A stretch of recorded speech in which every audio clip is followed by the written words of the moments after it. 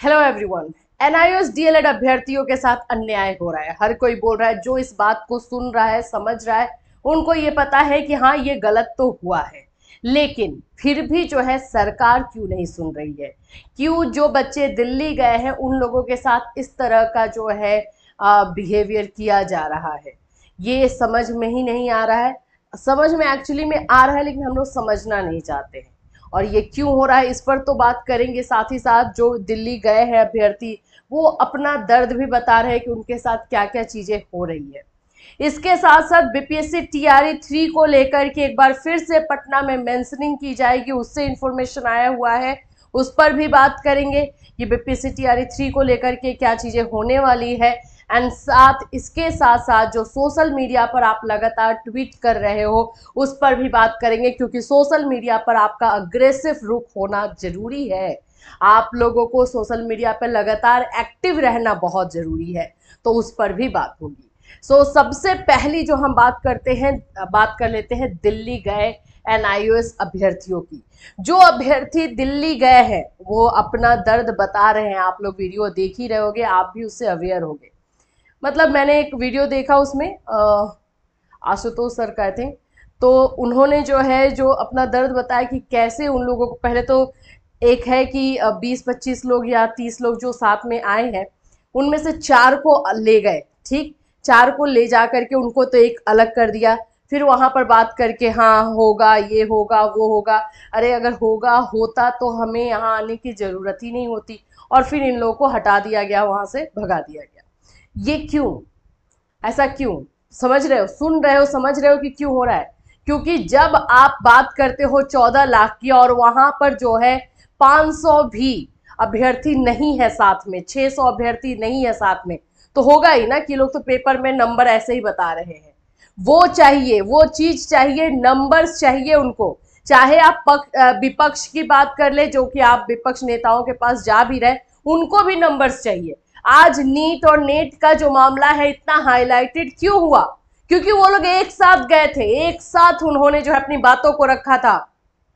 अलग अलग media houses से इस बात को जो है बढ़ाया गया। आपको एक और बात बता दूं, नीट का मामला बहुत स्टार्टिंग में ना बहुत इसको दबाने की कोशिश की गई, लेकिन ये क्योंकि ये लोग लगातार लगे रहे और साथ में लगे रहे। एक लीडर इधर या एक लीडर उधर नहीं जा रहा था, बस सबका मकसद यही था कि हमें तो ये करवाना ही है। तो वो लोग मीडिया हाउसेस बाकी सभी जगहों पर इस मामले को जो है हाईलाइट करके लेकर आए। अब उसके बाद इस मामले को दबाया ही नहीं जा सकता है। तो ये चीजें जो हैं आप लोगों के लिए नहीं हो पा रही है। क्या है, मार्केटिंग स्ट्रेटजी इसमें कुछ अपनाना होगा, वो नहीं हो पा रहा है। नंबर्स ऑफ कैंडिडेट साथ में नहीं आ पा रहे हैं। कोई कुछ बोल रहा है, कोई कुछ बोल रहा है, स्ट्रैटेजी सही नहीं बन पा रही है। क्या हो रहा है? लेकिन कुछ जो आगे बढ़ रहे हैं उनको ये सारी चीजें तो फेस करनी हो रही है।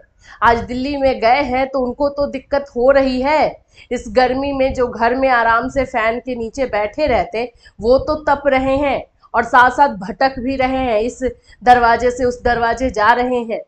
ये सारी चीजें जो है एनआईओएस डीएलएड अभ्यर्थियों के साथ चल रही है, जो कि देख करके सुन करके एक तो उनके साथ गलत हुआ है, उसके बाद से ये बताना भी कि हमारे साथ गलत हुआ है, इंसाफ कीजिए, उसमें भी कोई नहीं सुन रहा है। उसमें भी एक स्ट्रगल है, पहले सुनवाना है तब जा करके बात को बताना होगा। ये सारी चीजें जो दिल्ली गए हैं उनके साथ हो रही है। और यहाँ पे प्रॉब्लम एक ही समझ में आ रहा है कि नंबर्स नहीं है, ज्यादा से ज्यादा संख्या नहीं है। आप जिस भी नेता के पास जाएंगे देखेंगे वो लोग कि अच्छा 10-12 है, क्या होगा 10-12 को इधर उधर चले जाएंगे, 10-12 से नहीं। वहीं पे 1000-1200 खड़े हो जाओ तो फिर देखो, हाँ हर कोई बुलाएगा, हाँ हाँ ये बहुत गलत हो। और इनफैक्ट ये बहुत गलत है। जिस तरह से नीट नेट का मामला इतना उठाया जा रहा है, उन लोगों का तो एक कंपटीशन की तैयारी की उन्होंने, 1 साल 2 साल 3 साल लगाए, लेकिन यहां पर तो आप लोगों का 7-7 साल निकला है। 7 इयर्स जो है आपका निकला और बर्बाद हुआ। अगर इसको हम इस तरह से देखें तो बर्बाद हो रहा है, पूरी लाइफ बर्बाद हो रही है एक्चुअली में। क्योंकि जिनका एज निकल गया है वो क्या करेंगे? बीएड या डीएलएड, रेगुलर डीएलएड कर भी लेते हैं तो उनका तो एज निकल गया है, तो अब क्या ही करेंगे वो? तो उनका तो उनके साथ तो अच्छा खासा खिलवाड़ हो गया, उनकी तो लाइफ के साथ खिलवाड़ हो गया है।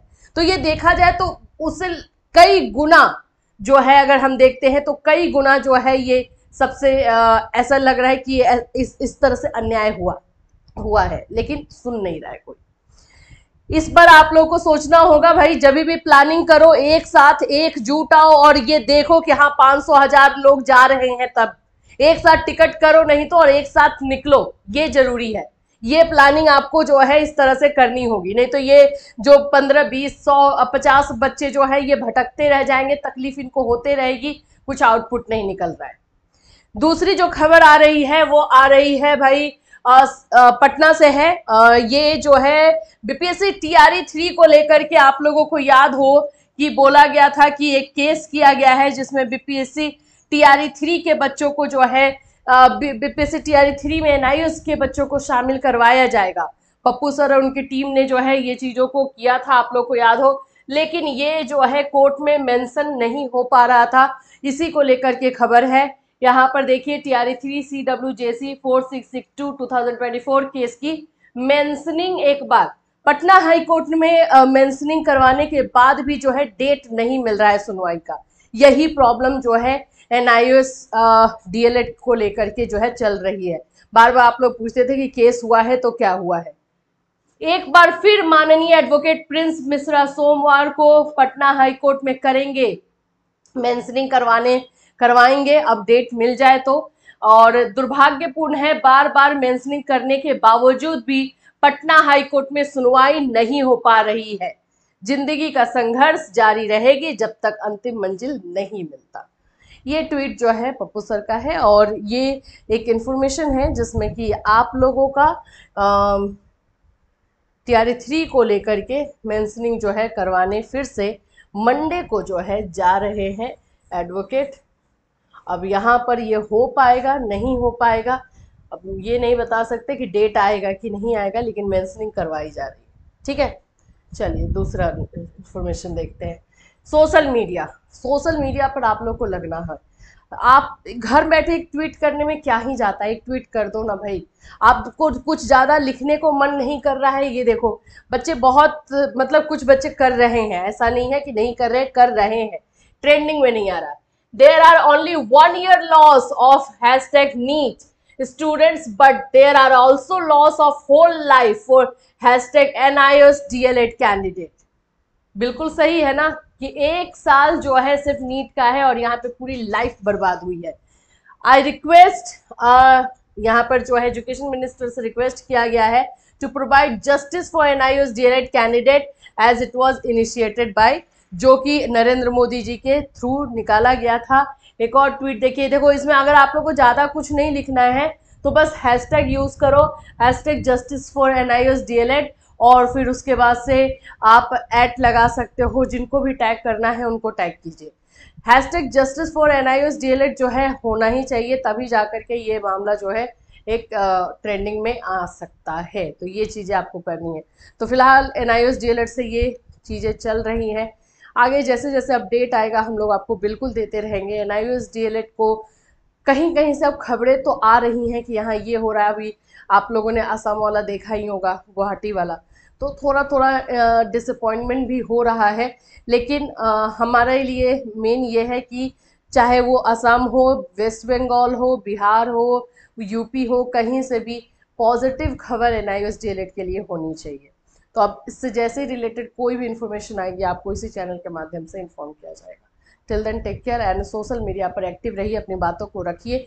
ये आप फोटो यूज़ कीजिए, अपना हैशटैग लगाइए, बस इतना ही कर दीजिए, बस ज़्यादा कुछ आपका खर्च नहीं होने वाला है उसमें। Take care everyone.